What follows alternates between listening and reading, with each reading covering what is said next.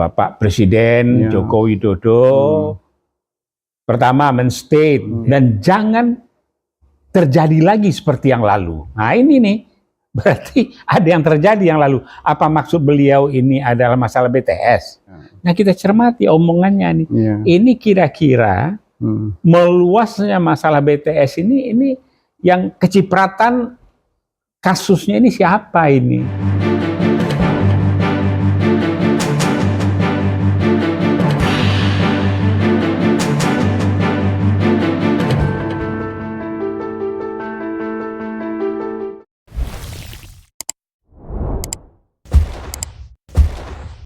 Assalamualaikum warahmatullahi wabarakatuh. Waalaikumsalam warahmatullahi wabarakatuh. Jumpa lagi di Khas Channel dengan Prof. Abbas Taha. Sehat, Prof? Alhamdulillah sehat. Wah ini cerah betul ini. Ini tampilannya sebagai timnya Ertugrul Ghazi ini atau Osman Ghazi dari nih yang membuat porak-poranda di daerah Anatolia ini ya. Tapi yang tampil banyak mirip-mirip Habib. Gitu ya. Iya. Jadi yang pasti hari ini saya sedikit riang gembira, Prof. Oh iya tentu harus yang gembira. Kita kan baru satu Muharram. Muharram satu sisi, di sisi lainnya ada hal-hal yang menarik politik terkini. Mungkin Prof lebih banyak tahu. Kalau saya melihatnya Habib ini hari jadinya lembaga jaksaan itu Adiaksa, betul. Yang ke-62 ini. Ya, ulang tahunnya ya. Betul. Dan di situ kan kita cermati Bapak Presiden Joko Widodo pertama men-state bahwa tingkat kepercayaan masyarakat meningkat 2022 70% lebih, sekarang 82% lebih. Ada peningkatan. Pertahankan, tingkatkan. Nah, kan begitu pesan Pak Presiden. Alhamdulillah, normatif. Ya, kemudian ada kata-kata lain di dalam itu kalau kita cermati pelan-pelan. Kuatkan lembaga, profesional, ya enggak? Dan jangan terjadi lagi seperti yang lalu. Nah ini nih. Berarti ada yang terjadi yang lalu. Apa maksud beliau ini adalah masalah BTS? Arahnya mungkin ke situ, Bro. Oh, arahnya memang begitu? Iya, kelihatannya ini BTS ini sudah semakin melebar. Sebagai LSM Peace, pemerhati politik, kita ikut gembira. Ya, kalau BTS itu memang melebar, dia kan tempat berkumpulnya data informasi untuk disebarluaskan. Kan itu fungsinya. Oh gitu. Iya. Cuma ini bagi-baginya meluas kemana-mana. Oh, bagi-bagi meluas artinya margin dari perolehan kenakalan, tidak boleh kita katakan merampok uang negara ya. Kenakalan dalam berbisnis. Ini bukan margin. Mereka tuh nyari keuntungan sendiri, bukan mencari keuntungan sendiri. Iya. Kecil kan cuma 8 triliun katanya. Ya cuma ya. Tapi sudah kembali kan? Ada yang mengembalikan 27 miliar, betul? Iya, kembali 27 miliar tuh uang tidak bertuan itu. Tidak jelas ya, dari siapa gitu belum ya? Ini yang jadi itu Mahathir Ismail belum menguraikan itu. Ada yang lucu-lucu ini. Jadi ada uang datang dibawa ke sana berbondong-bondong dengan riang gembira, tapi nggak tahu uang siapa kan? Jadi kalau kelihatannya siapa, ini harus EBIT GAD ini, tanyalah pada rumput yang bergoyang. Iya, nah, itu. Akhirnya mulai terbongkar juga. Terbongkar juga uang dari sini gitu loh. Jadi menimbulkan satu kegoncangan yang lebih dahsyat. Tujuannya untuk menjegal salah satu calon, dampaknya kemana-mana. Kita jangan membuat isu penyesatan, opini penyesatan isu. Nah itu pakarnya Adian Husaini itu, ketua Dewan Dakwah. Ada buku dia tulis itu. Ya, itu karena apa? Ada Gauzulul Fikri, perang pemikiran. Nah sekarang kita lagi perang pemikiran nih. Ada data, ada informasi. Data di pidato, data di artinya medsos. Nah yang bicara ini pakar ini, Faisal Basri, ya, kemudian Ramli, ya ada Tamzil Lindrung, ada Syahganda, kemudian ada Nababan, ya, ada Effendi Simbolon, banyak ini pakar-pakar kan. Nah kita cermati omongannya nih. Ini kira-kira meluasnya masalah BTS ini yang kecipratan kasusnya ini siapa ini? Ya sudah mulai terkuak, Prof. Di persidangan itu siapa yang tidak terkuak? Oh begitu. Ya siap-siap aja. Oh siap-siap aja. Cuma yang hebat begini, saya kan termasuk pengagum dari Raffi Ahmad ini. Oh. Ya, beliau kan ada membuat grup bisnis milenial nih, Ya, betul. beberapa itu di Ya. situ ya. Kemudian di situ juga ada muncul Dito itu ya, putra seorang dirut dari Antam kan. Ya, yang lagi kena kasus lagi sekarang baru lagi dia Nah, di kasus KPK tuh. KPK tuh. Iya, anak muda punya uang segitu banyaknya, lagi diusut nih uang dari mana? Nah ini barangkali ini karena dia saya ingat juga ini bisa pembuktian terbalik ini, bisa diangkat ini. Ya nggak usah pembuktian terbalik, Prof. Itu kan masih lama. Masih lama ya. Sekarang aja. Yang nyata sekarang iya, aja. nyata aja. Yang nyata kan kelihatan kacamata, uang dikembalikan. Ini harus dituntaskan nih uang dari mana. Cuma pesan dalam pidato tadi, suasana dikumpul semua pimpinan lembaga hukum. Apakah ya udahlah tangkap pelan-pelan aja itu soal BTS, selesai sudah. Kita perlu ke depan yang lebih baik. Apa begitu pesannya barangkali? Ya, bisa juga gitu, karena jangan diulang lagi gitu kan. Jangan diulang, jangan diulang penggalian masalahnya, penyidikannya. Jangan diulang lagi itu kan, kalau ada kesan semacam tanda kutip pengakuan ya, kalau sebelumnya terjadi apa namanya penyalahgunaan kewenangan di kejaksaan gitu loh. Ini yang mengucapkan seorang presiden ya, bukan sembarang orang gitu loh. Jangan diulangi lagi menggunakan kejaksaan, dan disebutkan situ kan oknum ya. Selalu oknum, ujung-ujungnya kan oknum gitu loh.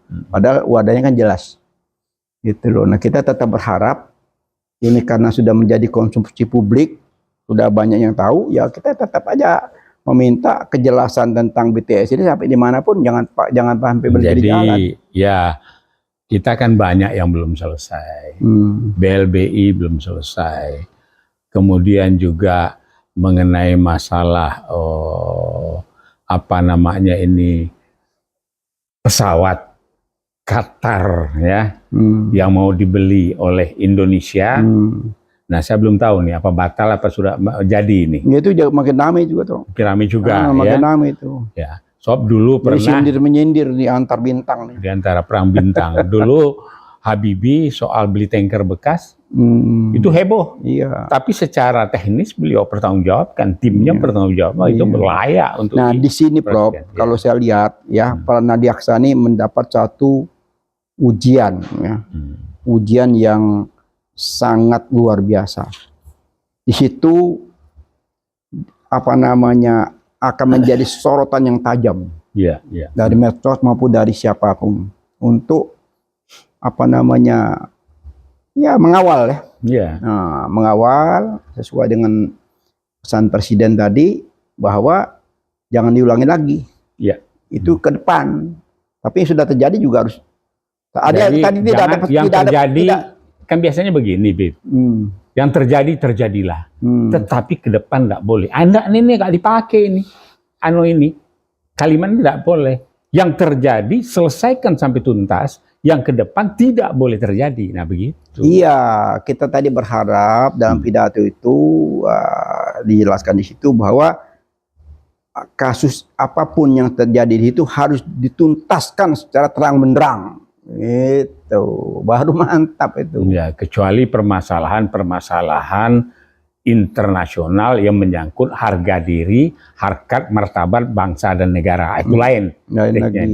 Jadi misalnya kasus kita dengan si Padan Ligitan dulu kan, wah, itu menyedihkan bagi saya. Tapi ini sama juga Prof, ini kan masalah harga diri juga, pengacara negara kan. Pengacara negara lagi membuka kasus, dan kasus ini ternyata ada oknum yang bermain, ya itu harus mesti dituntaskan. Harus tuntas ya? Iya, tidak bisa dengan apa namanya, hanya ada kepura-puraan, ada yang diusut tuntas, ada berhenti di jalan, kadang-kadang uang dikembalikan dan sebagainya, itu nggak boleh. Nggak boleh ya? Iya, karena jadi ini penegakan hukum itu tidak boleh lagi pilih kasih. Jadi apalagi udah instruksi presiden kan? Iya, nanti saya akan tanya detailnya kalau udah pakarnya nih, Dr. Ahmad Yani, ketumnya Masyumi ini, dengan tim advokasinya, gimana dengan permasalahan detailnya. Kalau garis besarnya paham lah, yang kita diskusi sekarang ya. Jadi tidak boleh berhenti, dalami terus, tuntaskan, ke depan tidak boleh terjadi lagi. Tadi kalau saya lihat sepintas, Prof, pidato presiden itu tidak hanya kejaksaan, banyak disebut. Oh, begitu. Ada KPK juga. Ada KPK ya, penegakan hukum ya. Jadi bukan cuma itu aja. Nah, mudah-mudahan seperti harapan kita kemarin ya, dengan ketemunya Presiden Joko Widodo dengan Bapak Surya Paloh. Ya. Semacam, boleh kita katakan semacam rujuk nasional ya. Ya kan? Boleh nggak kita katakan rujuk nasional? Iya, sepertiga. So, rujuk nasional kan ada komunitas lain lagi yang terlibat. Ini tidak hanya permainan Surya Paloh dengan Jokowi ini. Ada lagi pemain yang sak levelnya Surya Paloh ini. Iya, yang pasti kemarin kalau kita lihat itu kan persatuannya kan antara dua aja nih, antara Nasdem dengan Jokowi kan itu. Iya. Dua. Ya kalau kita lihat dari sudut pandang, ya bisa diterima itu. Iya. Dan untuk itu keluar dari pertemuan itu kan dengan sumringah, ya enggak?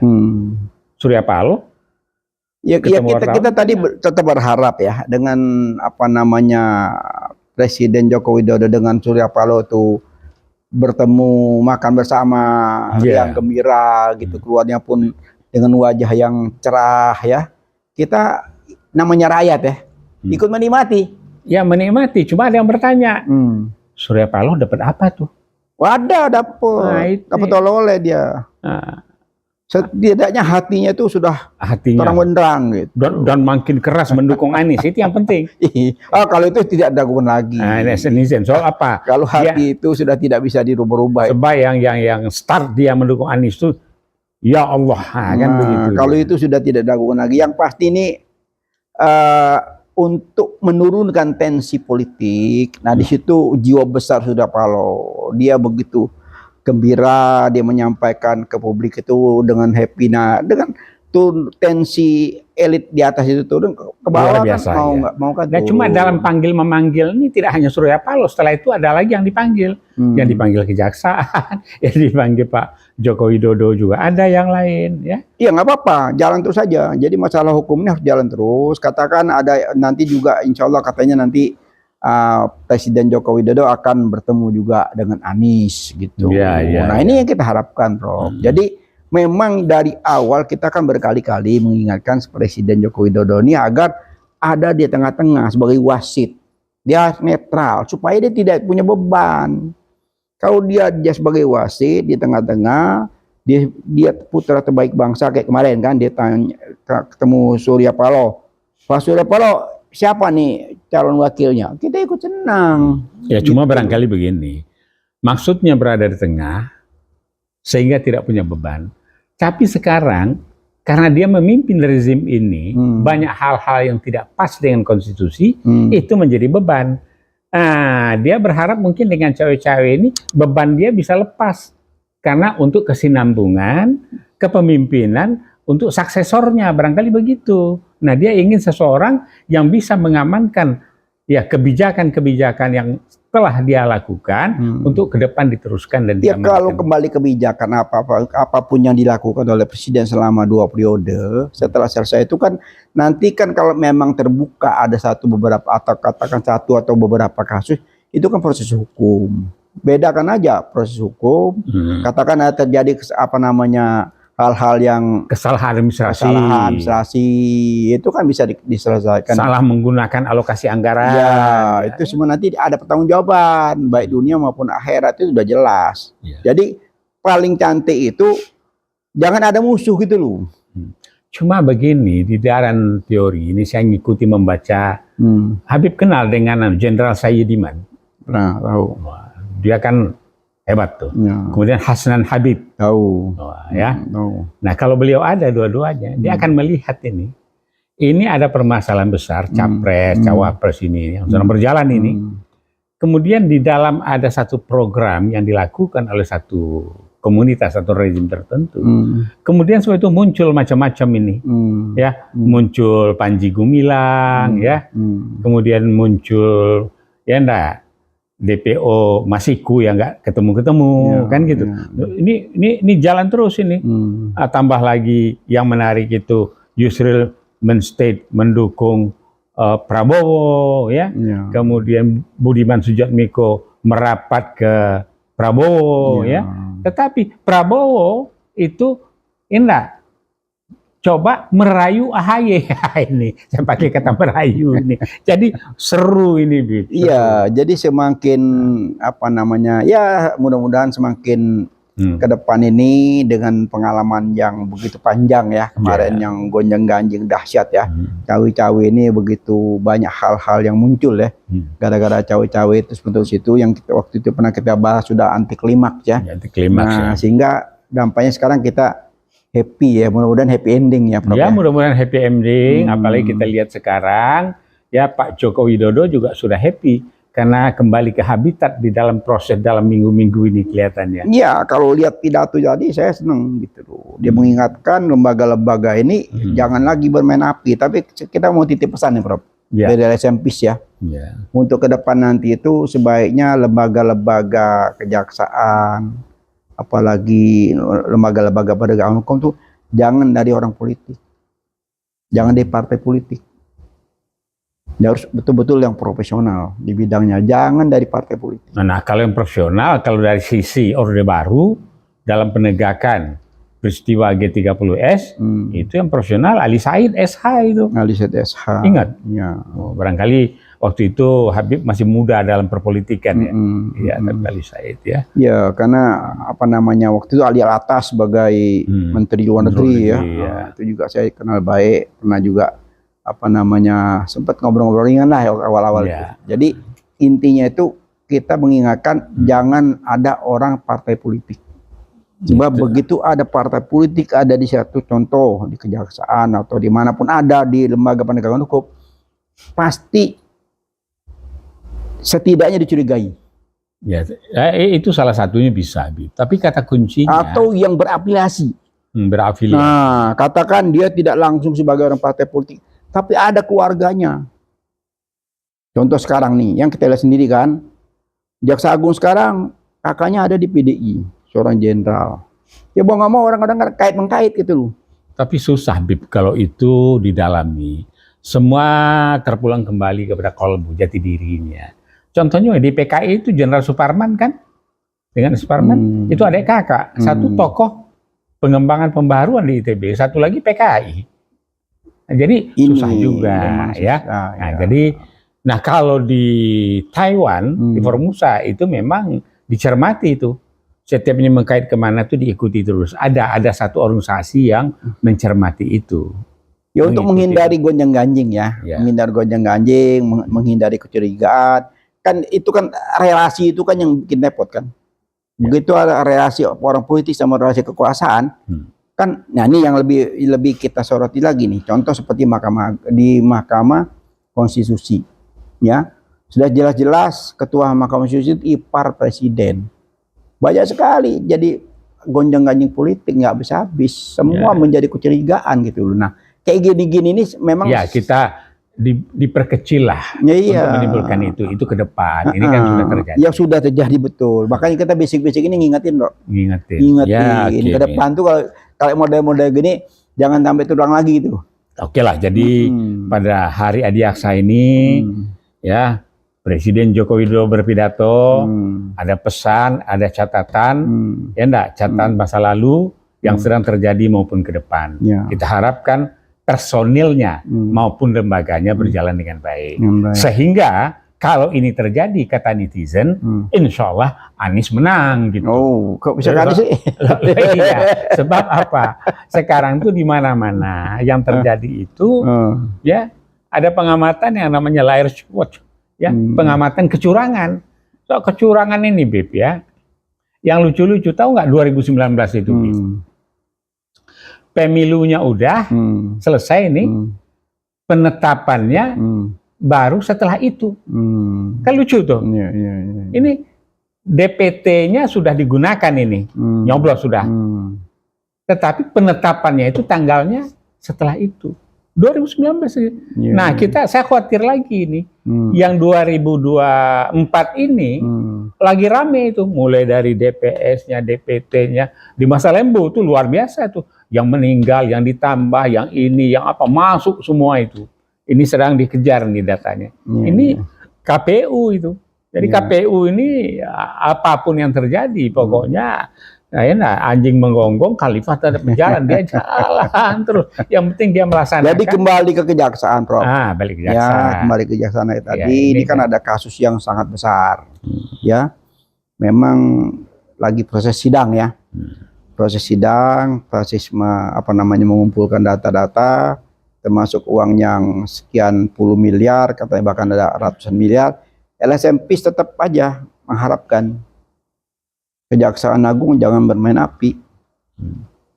Jangan pilih bulu, siapa aja. Siapa saja yang terlibat terbuka selebar-lebarnya sehingga tidak terulang. Jadi seperti yang Presiden katakan lagi, lembaga ini harus betul-betul sebagai pengacara negara ya harus benar-benar strong gitu loh, tunjukkan. Ya, betul, strong. Gitu. Ya, nanti kita bahas soal strong ini. Soal strong ini kalau di Google banyak macam-macam. Gitu, ya? Tapi kita bicara tentang strong kepemimpinan ini. Iya. Jadi baiklah, Bib. Ini strong di bidang penegakan hukum. Penegakan hukum. Gitu. Ya. Karena kalau penegakan hukum ini sudah bagus, ya ini kalau sudah terbuka nih bagus, ya. Ada sekian, ada 8 triliun kan? Itu baru satu kasus, Prof. Ya. Jadi kalau di dalam legenda Cina itu ada yang terkenal tuh hakim. Dia pakai kayu kotak, ya. Nah kalau dia sudah pak gitu selesai dan clean, namanya lupa saya. Nanti pertemuan yang akan saya sebutkan.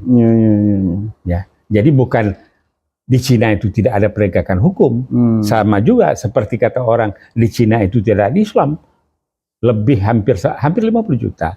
Nah balik sini tadi, oke Bib, barangkali bisa kita tutup. Belum, masih ada lagi. Apa itu? Lupa, Prof. Ini ada negara dalam negara sekarang makin ramai. Apa? Prof. Kita kaitkan di sini? Ada, ini kan bicara penegakan hukum, masih tetap di episode ini. Loh, karena penegakan hukum ini kan sudah mulai menunjukkan ketegasan. Ya, seorang Menko Polhukam itu menegaskan bahwa kasus Panji Gumilang ini harus tuntas. Nah, oke. Gitu. Sebelum masuk ke sana, ada yang lain. Mahfud MD, Menko Polhukam, babat semua itu katanya. Tapi susah ini. Karena apa? Dimanapun lembaga, sektor ini, semua korupsi itu terjadi di mana-mana. Terus saya bilang, yang diembat banyak, maka wajar kalau Menko Polhukam mengatakan babat hal itu. Nah, ini artinya penegakan hukum sudah teriakkan. Tapi ada perlawanan, Prof. Ini luar biasa nih. Perlawanan dari yang mana ini? Dari Panji Gumilang. Oh gitu. Jadi iya, itu Mahfud MD sebelum beberapa hari itu dilaporkan. Oh, diperkarakan. Diperkarakan. Kalau diperkarakan, Menko dua-duanya pernah diperkarakan, Luhut juga pernah diperkarakan. Iya, masih proses kan? Ya. Nah, sekarang Mahfud ini diperkarakan, bahkan gubernur Jawa Barat pun dituntut. Dituntut. 1 Asyura kemarin Panji itu menunjukkan asistensinya sebagai pimpinan.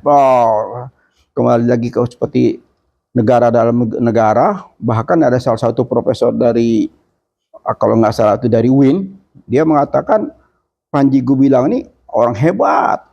Dalam pidato ini, wah patut jadi presiden gitu loh. Wah, UIN? Iya, salah satu profesor. UIN-nya UIN Nusantara atau UIN mana ngerti, saya tuh katanya jebolan dari UIN sini itu memuja-muji tentang Panji Gumilang itu patut jadi presiden gitu loh. Nah, yang saya cermati kalau Panji Gumilang nih hebat nih. Dia banyak mengundang orang. Dan yang menyolok itu adalah KONI. Alumni Tel Aviv. Iya, betul. Dia state itu di situ. Itu ya? Yang kita yang saya bilang tadi, negara dalam negara ada menunjukkan asistensian. Nah, kemudian satu lagi yang hebatnya, anaknya Aidit, Insinyur Ilham Aidit. Iya. Musuh kita adalah 4.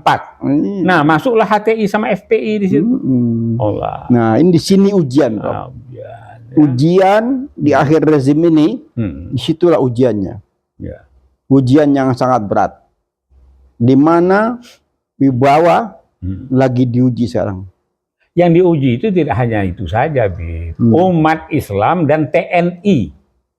Itu, Bib. Oh, itu lain kasus lagi, Prof. Bukan kasus, karena ini kaitannya. Panji Gumilang ini menghadirkan itu. Oh, ke situ larinya. Iya, ngumpulkan yang berbau-bau begitu, berbau. Betul. Berbau Yerusalem, berbau komunis, berbau macam-macam lah. Jadi banyak bau situ. Banyak bau. Nah, karena bau itu jadi orang melihat. Oh gitu. Dan hebatnya lagi. Nah, ini betul apa hoak ya. Ada ternak babi juga di situ. Masya Allah. Nah, jadi termasuk yang Prof bilang tadi, Bu Koni itu dia terpanggil datang ke situ, dia katanya tidak kenal dengan Panji Gumilang. Dia datang hanya melihat seorang Panji Gumilang ini berhasil membuat galangan kapal dan berhasil membuat kapal yang dia sangat terkejut. Waduh, ini potensi yang luar biasa. Makanya dia datang itu kepengen lihat sendiri dan dia bawa di situ macam-macam pejabat dibawa. Iya, tapi lucu, Bib. Itu Koninya itu terkagumnya terlambat. Oh gitu. Ya, mestinya dia kagum saat Sugiri ditunjuk oleh Habibie mengkomandani 7 industri strategis, yaitu DI Dirgantara Indonesia, kemudian TAL Surabaya yang punya galangan kapal, kemudian Pindad, kemudian labnya PLN di Bandung, kemudian telekomunikasi. Itu dulu dalam satu untuk diolah oleh Pak Sugiri ini, dioptimalkan. Karena apa? Hasil dari Pindad itu untuk alutsista itu dikagumi oleh Amerika dan Eropa. Jadi soal galangan kapal dulu sudah bicara kapal selam. Nah dulu N250 sudah terbang mau masuk ke R80. Jadi Bib, ini kalau terkejutnya ini kalau Anda ngikuti perkembangan ya, ini ada apa Koni ini ke sana gitu. Ada apa Ilham nih dan menyatakan perang dengan Islam gitu kan. Saya kata tanda kutip Islam tuh. Walaupun HTI, FPI kadang-kadang beda-beda juga kita mensikapinya. Ya tapi saya kalau dengan FPI lama maupun baru saya cukup dekat ya. Nah kita tahulah ya karena di sana juga banyak intelektual. Salah satu tokohnya itu adik kandung daripada rektor UIN. Ya, jadi ini kembali Prof, ini ujian yang luar biasa, Prof. Ya, ya. Ujian yang luar biasa di mana kita ingin tahu ya. Endingnya itu di mana? Seorang Menko Polhukam menghadapi segala dilema negeri ini dari mulai hal-hal yang tidak berat sampai yang sangat berat. Ya, dan ini kemudian, luar biasa nih, Prof. Ya. Prof Mahfud MD yang di-endorse untuk melakukan reformasi hukum, sekarang dia enggak. Sudah harus dia betul-betul jangan terkalahkan oleh siapapun. Mestinya. Kita support abis, Prof. Kita support untuk penegakan hukum. Dan karena apa? Memang hukum kita itu masih peninggalan Belanda banyak. Tentu dulu itu digunakan untuk kepentingan penjajah. Tapi kalau orang-orang sudah nggak ada, Prof. Apa? Kader-kader Belanda udah nggak ada. Oh begini. Apa masih ada ya? Oh masih begini. Ya, tapi hebat. Ya tidak, orang yang sudah sepuh-sepuh masih bekas jebolan-jebolan didikan Belanda apa masih ada sekarang? Masih ada, masih. Tapi bedanya begini. Kalau Inggris melakukan penjajahan, jajahannya itu tidak benci kepada Inggris.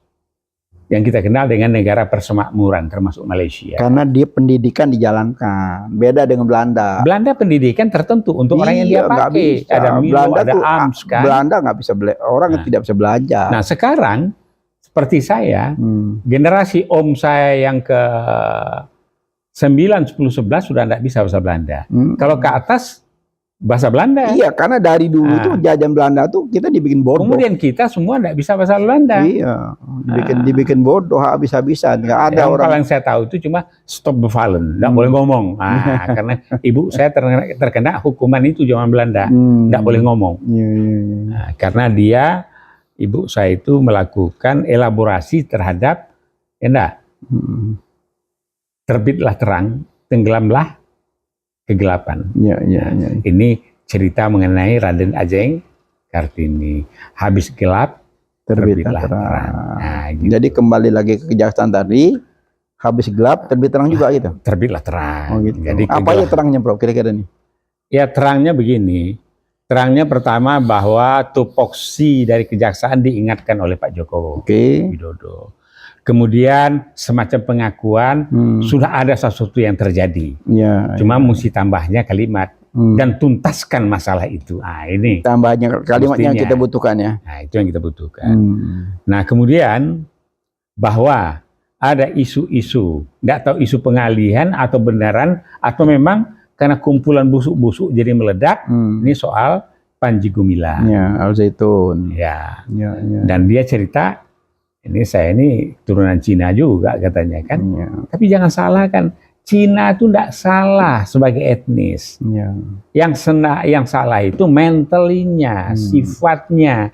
Sebab di Cina itu ada Cina asli, ada Cina yang berbatasan dengan daerah-daerah Kazakhstan, Turkistan, ada Uighur. Jadi di sana itu hampir 50 juta umat Islam di sana itu yang di Cina itu.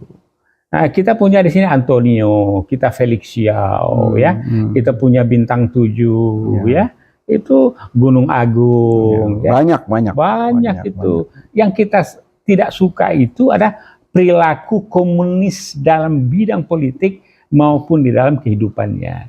Tapi hebatnya Indonesia ini KTP-nya Islam, KTP-nya Nasrani, tapi dia komunis yang ateis. Makanya yang namanya komunis PKI itu tidak bisa duduk bersama dengan Masyumi. Nah, itu. Udah beda aliran, bagaimana mau duduk bersama? Prinsip itu bagaikan minyak dan air. Nggak akan ketemu ya. Mungkin ada semacam nasihat terhadap kejaksaan ini di hari ulang tahun ini? Yang jelas bagi kejaksaan ini akan ada perjalanan yang cukup panjang di dalam melakukan revitalisasi dan restrukturisasi di dalam kelembagaan. Terutama adalah, kalau kita pakai Surya Paloh punya restorasi itu mental. Jadi perlu adanya revolusi mental yang betul. Revolusi mental itu adalah kolbu. Kalbu intinya kalau Islam itu ada akidahnya. Nah, ini yang perlu ditanamkan.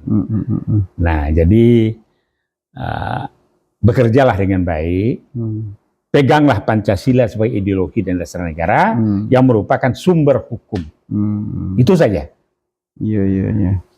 Jadi dalam kesempatan ini LSM Peace, saya sebagai Ketua Umum, Prof. Abbas sebagai penasehat, kita ucapkan selamat pada Adiaksa yang berulang tahun ya. Semoga apa yang diharapkan oleh rakyat terutama dalam penegakan hukum ini jangan tebang pilih jangan dipilih itu baru ditebang gitu loh.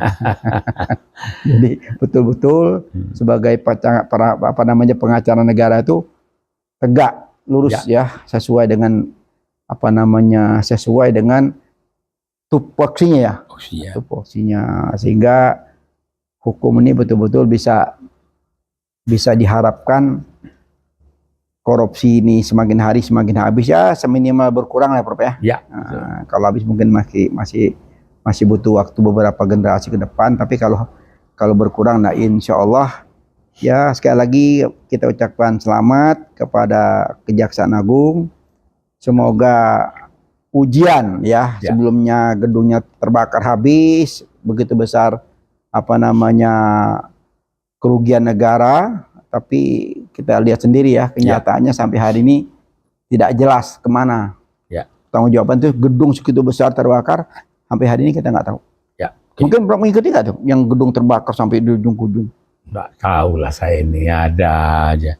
Biasanya kalau bakar-membakar tuh menghilangkan jejak biasanya. Itu yang sampai detik ini nggak ada ini lagi gitu, nggak terangkat lagi tuh yang ke publik ya. Apa namanya ya semacam pertanggungjawaban Kejaksaan Agung itu menjelaskan secara detail. Waktu itu cuma gara-gara cuma masalah sepele selesai, tutup kasusnya gitu. Jadi di hari ulang tahun ini ya kita juga mengkritisi.